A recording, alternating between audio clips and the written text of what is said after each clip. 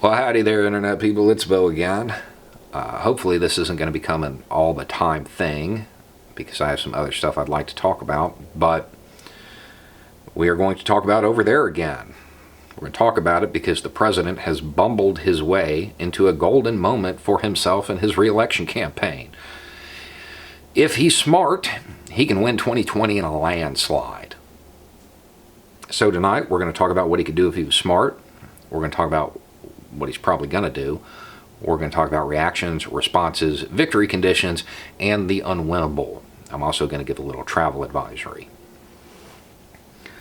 Since that last video, pretty much everything contained in that video has come to pass, or concrete signs have appeared showing that they will come to pass. The most important of which is the decision by Iran to use rockets in Iraq. That was kind of a signal from them saying, yep, you're right.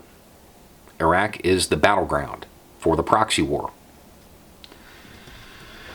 People are talking about that saying, look, it was completely ineffective.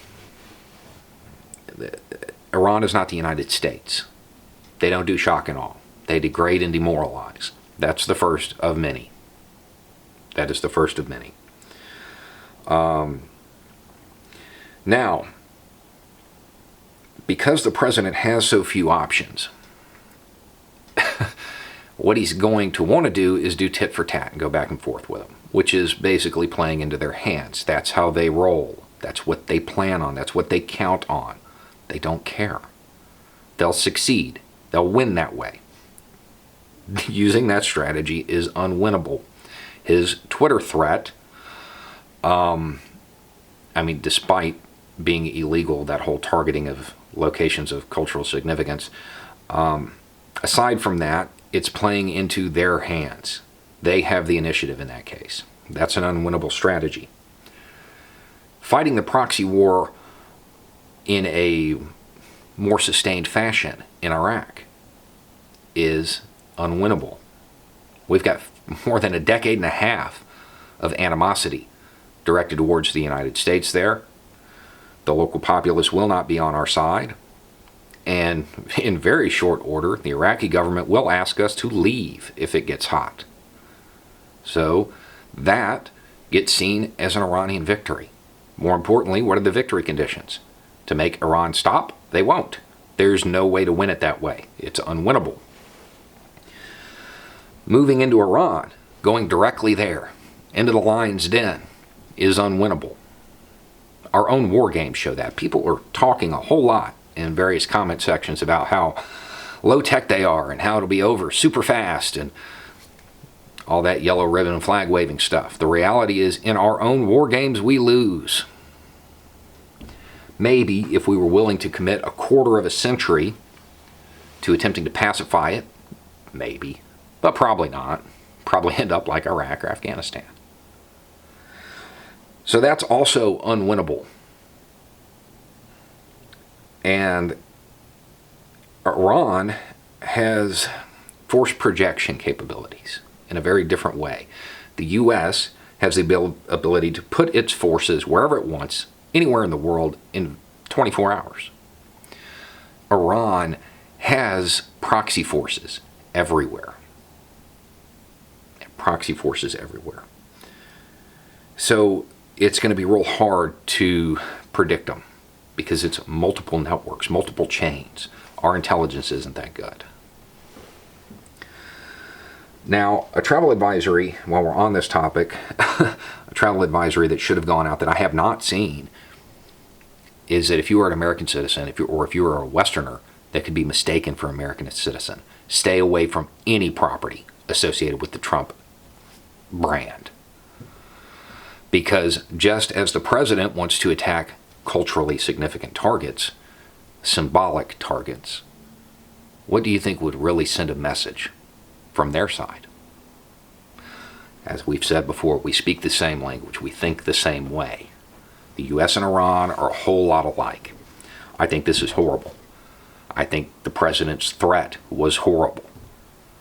I don't support it in any way, shape, or form, because I remember what it was like when it was our buildings of cultural significance that came tumbling down. So, he can't win tit for tat. Can't win on the ground in Iraq. Can't win in Iran. He's in an unwinnable situation because he reacted instead of responded. So what's his golden moment? What can he do? He can lose in his own way. He can choose the victory conditions in hindsight. One of the good things about having no plan is that nobody can tell you that your plan was wrong. He could walk out tomorrow and say, our plan was to eliminate Iran's stranglehold on Iraq. We feel we've done that with the elimination of Soleimani. We're leaving and pull all of our troops home. Ticker tape parades, the whole 9 yards. We won. It's over. God, Emperor Trump. 2020. And he'd win. You know, I know, the military establishment knows that that's not what happened, that he got beat. But his base, they only believe what he says. He would win in a landslide. But he's probably not going to do that. He's probably not going to do that. And it's sad because it's the best thing for him. It's the best thing for our troops. And it's the best thing for our foreign policy. But he won't do it because his ego will be in the way. What he's probably going to do is engage in the tit for tat strategy. Because I'm sure he understands that politically sending a whole bunch of troops to Iraq is just not, it's going to hurt him in the polls. And that's what he cares about, not the American lives, his poll numbers. I'm certain his advisors will tell him that going into Iran is a horrible idea. And he will also understand that that will drag on and it will hurt him in the polls. The tit for tat thing, I don't think that he believes we can lose. I think he believes that he can out-escalate them, cause more damage. But he's thinking like an American. Iran doesn't care. That's not how they look at it. It's not about who can inflict the most, who wins. It's who can take the most. They are steadfast in their ideology. In fact, every attack will make them cling to it more.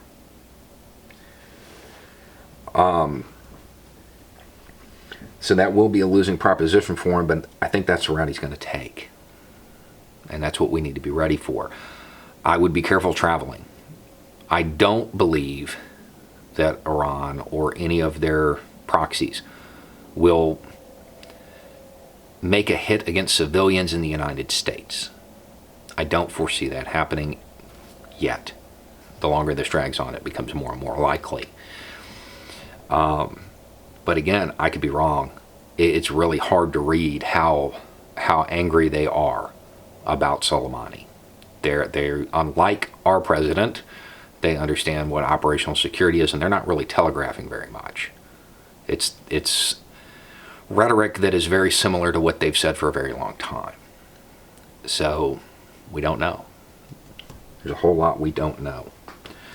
We don't know what their plan is because they won't tell us. We don't know what the president's plan is because he doesn't have one.